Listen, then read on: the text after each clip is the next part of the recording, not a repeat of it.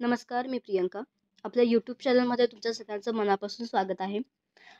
तर आज आपण या व्हिडिओमध्ये बघणार आहोत, की अ, हिवाळ्यामध्ये तुळशीची काळजी कशी घ्यायची.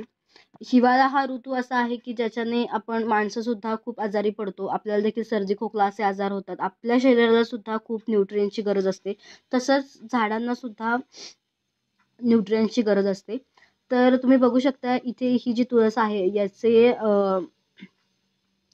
याची पानं खूप सुकल्यासारखी झाली आहे. पालवी पण थोडीशी विरळ-विरळ झाली आणि नवीन पालवी काही फुटत नाहीये.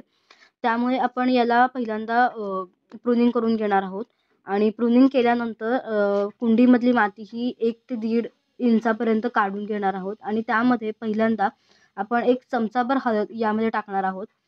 तर हळद यासाठी की हळद हे नॅचरल रूटीन हार्मोन म्हणून वापर करतो आपण आणि हळदीमध्ये अँटीबॅक्टेरियल आणि अँटी फंगल प्रॉपर्टीज असतात. त्या कारणाने त्यामध्ये कुठलीही कीटक हे लागत नाहीत.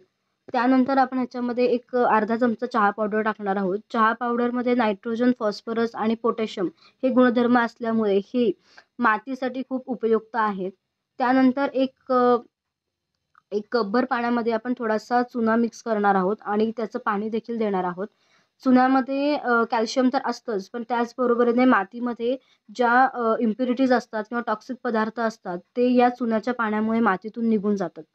तर या सगळ्या गोष्टींनंतर आपण जी माती काढून ठेवली होती, ती माती परत कुंडीमध्ये भरणार आहोत आणि कुंडी अशा जागी ठेवायची आहे, की सकाळी साधारण 3 ते 4 तास त्याला सूर्यप्रकाश मिळाला पाहिजे, अशा जागी आपण ठेवूयात. आणि आज एक दिवस फक्त आपण झाडाला पाणी द्यायचं नाहीये आणि उद्यापासून आपण रेग्युलर पाणी देऊ शकतो.